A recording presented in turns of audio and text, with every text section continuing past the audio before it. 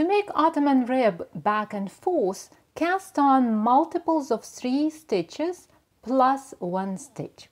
The pattern is formed over 2 rows, and the first row is super easy. We simply knit all stitches.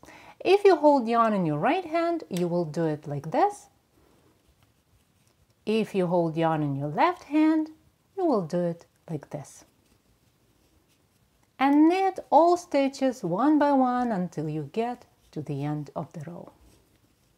The second row is a pattern forming row. That's when the stockinette stitch gets gathered to resemble ribbing.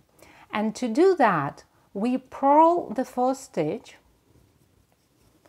and then we slip the next 2 stitches with the yarn at the front of the work. We do it purl-wise to make sure we don't twist the stitches. And then we repeat this sequence. Purl 1, slip 2.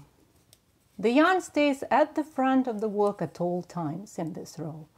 Purl 1, slip 2, purl 1, slip 2, and purl the last stitch. As you repeat these 2 rows over and over again, you will notice that the fabric that you form looks a lot like ribbing on the right side of the work, and it looks a lot like honeycomb stitch on the wrong side of the work. Very interesting texture. The strands that are formed when we slip stitches not only give the fabric this honeycomb look, they also make sure the fabric gets thicker. And that's great for warm winter projects like hats, scarves, and cowls. The slip stitches also take care of the infamous stockinette curl. They don't let the fabric to curl up at the bottom and the top, and they limit the curl to 1 pattern repeat at the side edges of the project, making the edges nicely rounded. To add this stitch pattern to a seamless project, cast on a multiple of 3 stitches. For example, to make the swatch, I cast on 24 stitches. The pattern is formed over 2 rounds, and the first round is as easy as the first row of this pattern worked back and forth. We simply knit all stitches. Because we don't turn the work when we knit in the round, the second round, which is the pattern forming round, will be very different from the second row of this pattern worked back and forth. In fact, we're gonna do almost the opposite.